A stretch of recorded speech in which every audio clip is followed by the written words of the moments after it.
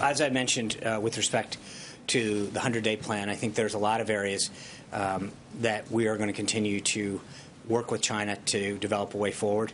I think the relationship that the president established with President Xi down in Mar-a-Lago is continuing to pay dividends for our country.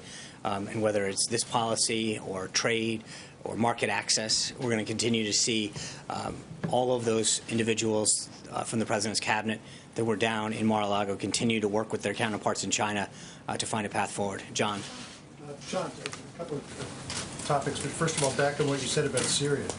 Is the official policy of this administration now regime change in Syria? I think I've made it very clear what our policy is and continues to be. Over the weekend, a lot of complaints from Democrats about the Comey replacement process.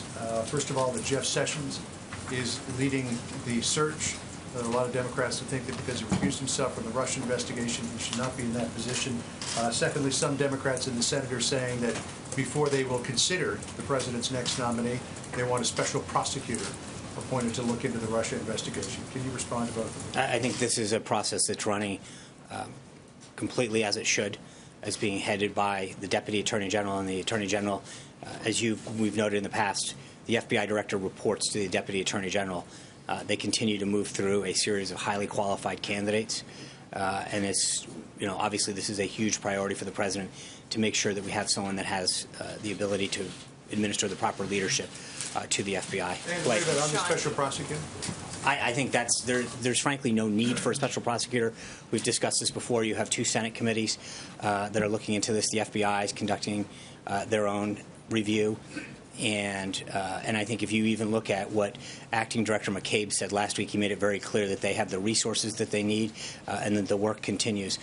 But the bottom line is, again, I think part of it is there's a difference between what we've talked about in that, and it's been made very clear that there's been, with respect to the president himself, both Senator Schumer, Senator Feinstein, Senator Manchin, and everyone else who have been briefed on this have been very clear that there was no collusion with respect to the president himself and no investigation there. Blake. Thank you. Let me pick up what Mr. Foster left off about this ransomware attack. In the short term, a short-term question and a long-term question. In the short term, is it the advice of the administration, should somebody have their computer system infected, not to pay the ransom?